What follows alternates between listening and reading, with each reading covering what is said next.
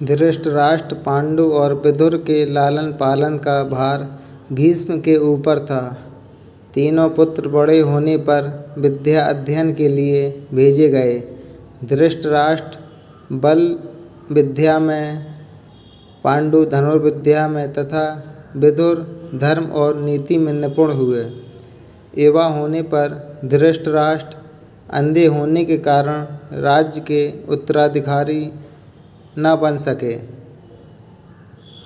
विदुर दासीपुत्र थे, इसलिए पांडु को ही हस्तिनापुर का राजा घोषित किया गया। भीष्म ने धृतराष्ट्र का विवाह कर दिया। गांधारी को जब तक ज्ञात हुआ कि उसका पति अंधा है तो उसने स्वयं अपनी आँखों पर पट्टी बांध ली। उन्हीं दिनों यदुवंशी राजा शूरसेन की पोषित कन्या कुंती जब सयानी हुई तो पिता ने उसे घर आए हुए महात्माओं की सेवा में लगा दिया। पिता के अतिथि गृह में जितने भी साधु महात्मा, ऋषि मुनि आदि आते, कुंती उनकी सेवा मन लगाकर किया करती थीं। एक बार वहाँ दुर्वासा ऋषि आ पहुँचे।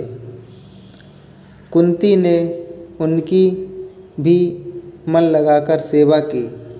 कुंती की सेवा से प्रसन्न होकर दुर्वासा ऋषि ने कहा, पुत्री, मैं तुम्हारी सेवा से अत्यंत प्रसन्न हूँ,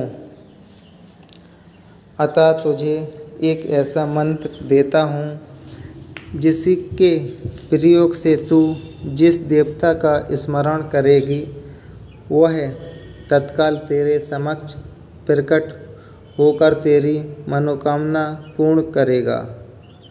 इस प्रकार दुर्वासा ऋषि कुंती को मंत्र प्रदान करके चले गए। एक दिन कुंती ने उस मंत्र की सत्यता की जांच करने के लिए एकांत स्थान पर बैठकर उस मंत्र का जाप करते हुए सूर्यदेव का स्मरण किया। उसी क्षण सूर्यदेव वहाँ प्रकट होकर बोले, देवी, मुझे बताओ कि तुम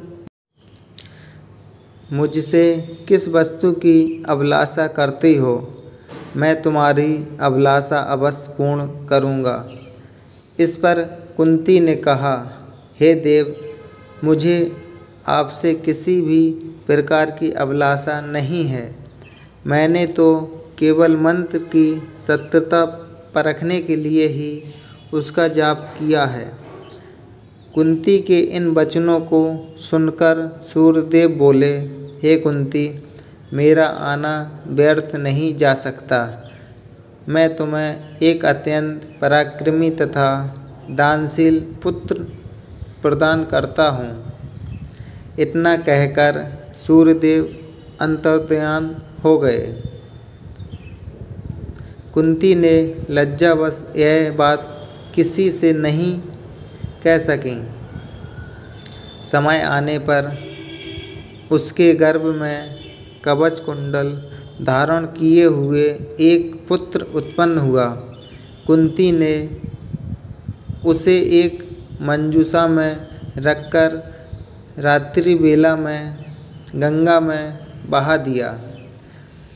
वह बालक बहता हुआ उस स्थान पर पहुँचा जहाँ पर धृतराष्ट्र का सारथी अधिरथ अपने अश्व को गंगा नदी में जल पिला रहा था। उसकी दृष्टि कवच कुंडल धारी शिशु पर पड़ी। अधिरथ निसंतान था, इसलिए उसने बालक को अपनी छाती से लगा लिया और घर ले जाकर उसे अपने पुत्र के जैसा पालने लगा। उस बालक के कान अति सुंदर थे, इसलिए उसका नाम कर्ण रखा गया। कर्ण गंगा जी में बहता हुआ जा रहा था कि महाराज धृतराष्ट्र के सारथी अधिरथ और उनकी पत्नी राधा ने उसे देखा और उसे गोद ले लिया और उसका लालन पालन करने लगे। कुमार अवस्था से ही कर्ण की रुचि अपने पिता अधिरथ के समान रथ चलाने की बजाय युद्ध कला में अधिक थी। कर्ण और उसके पिता अधिरथ आचार्य द्रोण से मिले, जो कि उस समय युद्ध कला के सर्वश्रेष्ठ आचार्यों में से एक थे। द्रोणाचार्य उस समय कुरु राजकुमारों को शिक्षा दिया करते थे। उन्होंने कर्ण को शिक्षा देने से मना कर दिया, क्योंकि कर्ण एक सारथी पुत्र था और द्रोण केवल क्षत्रियों को ही शिक्षा दिया करते थे।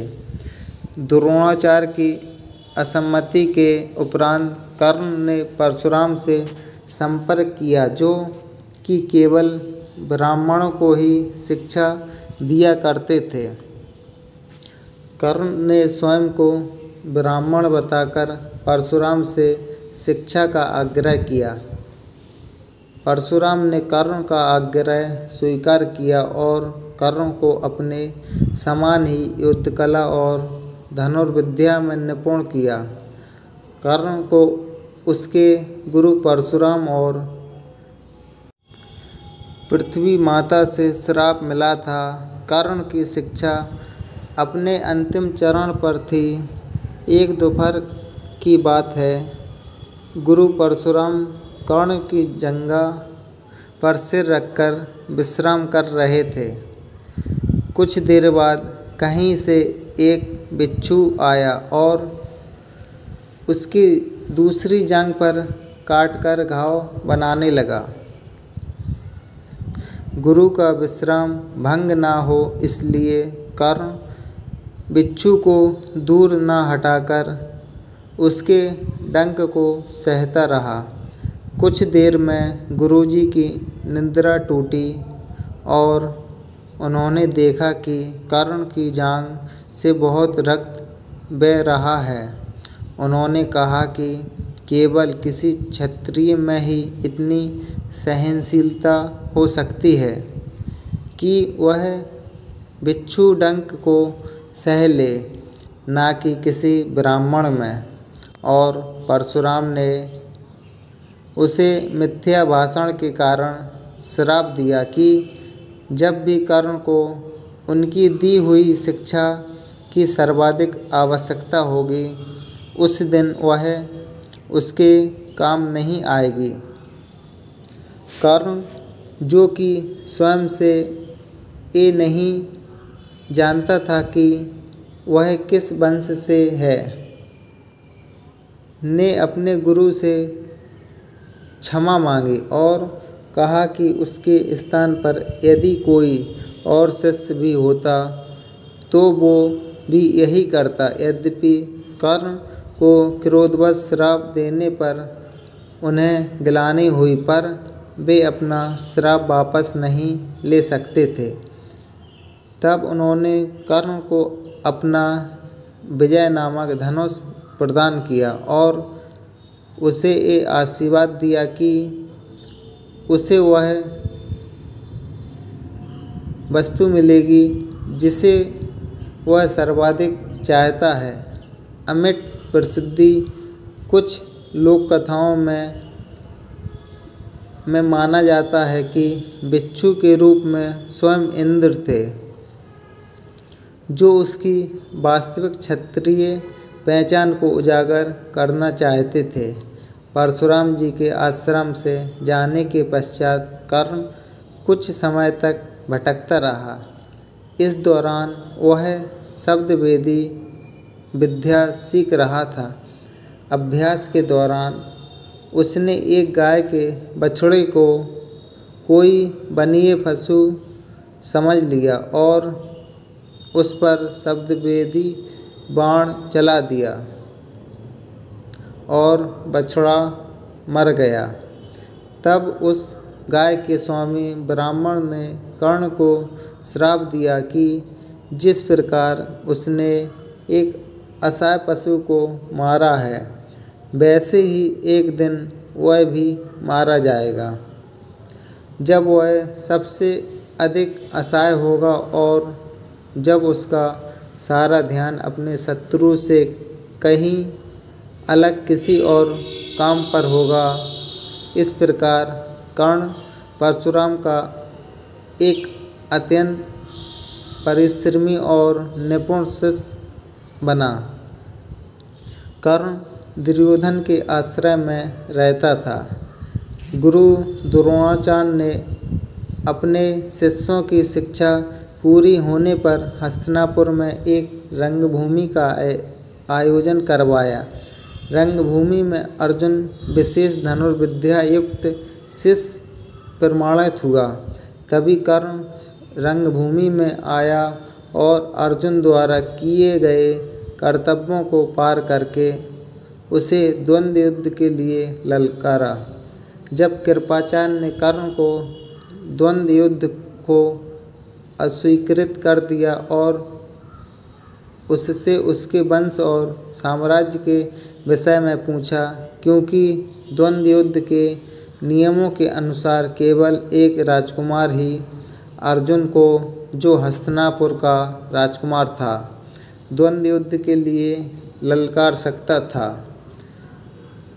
तब कौरवों में सबसे ज्येष्ठ दुर्योधन ने कर्ण को अंगराज घोषित किया, जिससे वह अर्जुन से द्वंद्व युद्ध के योग हो जाए।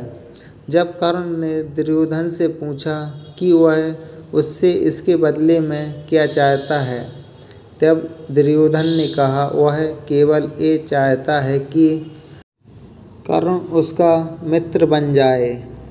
इस घटना के बाद महाभारत के कुछ मुख्य संबंध स्थापित हुए, जैसे दुर्योधन और कर्ण के बीच सुदृढ़ संबंध बने।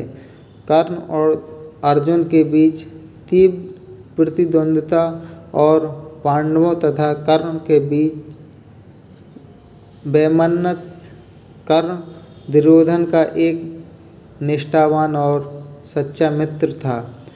यद्यपि वह बाद में दुर्योधन को खुश करने के लिए दुष्ट क्रीड़ा में भागीदारी करता है, लेकिन वह आरंभ से ही इसके विरुद्ध था। कर्ण शकुनी को पसंद नहीं करता था और सदैव दुर्योधन को यही परामर्श देता कि वह अपने शत्रुओं को परास्त करने के लिए अपने युद्ध कौशल और बाहुबल का प्रयोग करे, न कि कुटिल चालों का। जब लक्षागृह में पांडवों को मारने का प्रयास विफल हो जाता है, तब कर्ण दुर्योधन को उसकी कायरता के लिए डांटता है और कहता है कि कायरों की सभी चालें विफल ही होती हैं, और उसे समझाता है कि उसे एक योद्धा के समान कार्य करना चाहिए और उसे जो कुछ भी प्राप्त करना है उसे अपनी वीरता द्वारा प्राप्त करे। चित्रांगद की राजकुमारी से विवाह करने में भी कर्ण ने दुर्योधन की सहायता की थी। अपने स्वयंवर में उसने दुर्योधन को अस्वीकार कर दिया और तब दुर्योधन उसे बलपूर्वक उठा कर ले गया। तब वहाँ उपस्थित अन्य राजाओं ने उसका पीछा किया, लेकिन कर्ण ने अकेले ही उन सबको परास्त कर दिया। परास्त राजाओं में जरासंध, शिशुपाल, दंतवक्र, साल्व और रुक्मी इत्यादि थे। कर्ण की प्रशंसा स्वरूप जरासंध ने कर्ण को मगध का एक भाग दे दिया। भीम ने बाद में श्री कृष्ण की सहायता से जरासंध को परास्त किया, लेकिन उससे बहुत पहले कर्ण ने उसे अकेले परास्त किया था। कर्ण ही ने जरासंध की इस दुर्बलता को उजागर किया था कि उसकी मृत्यु केवल उसके धड़ को पैरों से चीर कर 2 टुकड़ों में बाँट कर हो सकती है।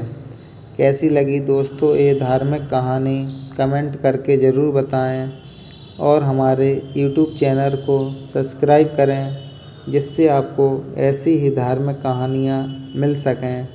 और अपना ख्याल रखें।